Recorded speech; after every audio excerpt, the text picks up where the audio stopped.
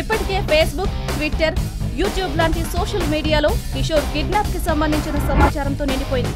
Kidnap అయింది ఒక celebrity అవడంతో అటు పోలీసులకి ఇటు ప్రభుత్వానికి ఇది ఒక పెద్ద సవాల్గా మారింది. కిడ్నాపర్స్ అడిగినంత డబ్బు ఇవ్వకపోవడం వల్లే ప్రాబ్లం పెద్దదైందని కిడ్నాపర్స్ కోసం తీవ్రంగా గాలిస్తున్న పోలీసులు వెన్నెల కిషోర్ క్షేమంగా తిరిగి రావాలని కోరుకుందాం. షూటింగ్ మధ్యలో కిడ్నాప్ అయిన కమెడియన్ వెన్నెల కిషోర్ కోసం పోలీసులు సిటీ మొత్తం గాలింపు చర్యలు మొదలుపెట్టారు.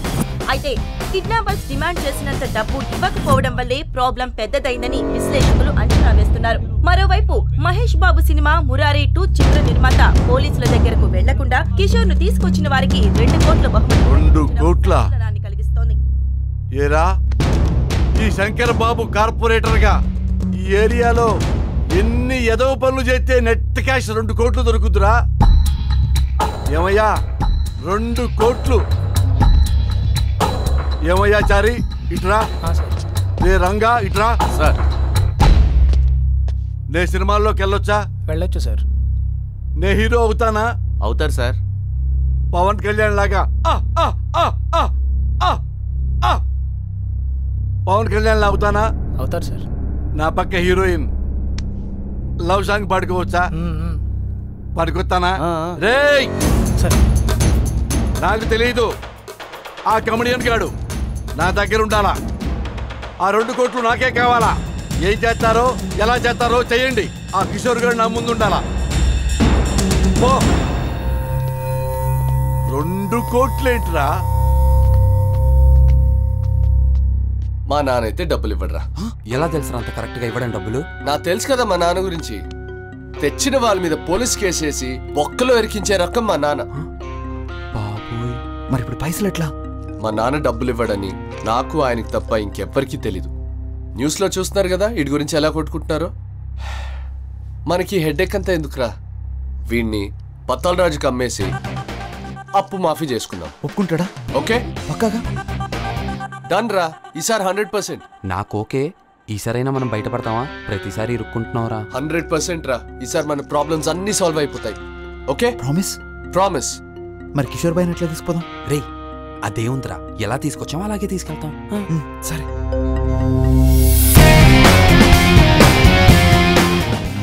అమ్మా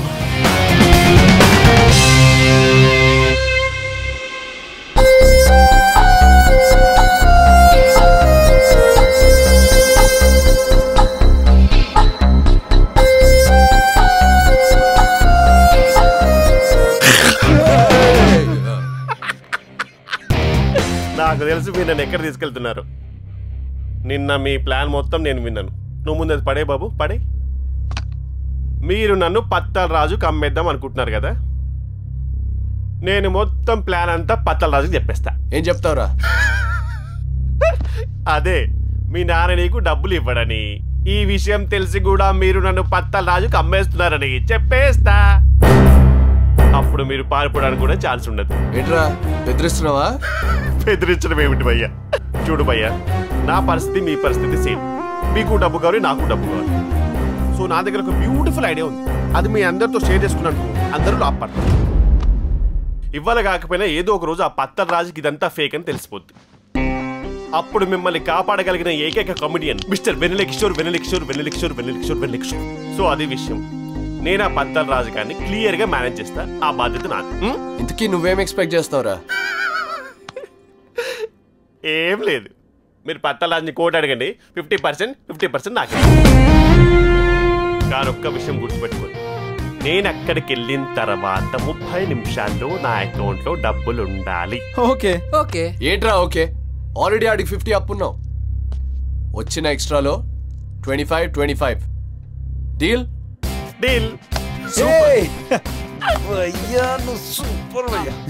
రియల్ లైఫ్ లో అమ్మా జేకా కానీ పెద్ద వెళ్ళను అనుకున్నా. నువ్వు ఆయన కన్నా పెద్ద క్యారెక్టర్ చేస్తా. పద పని చేద్దామా? చేద్దాం.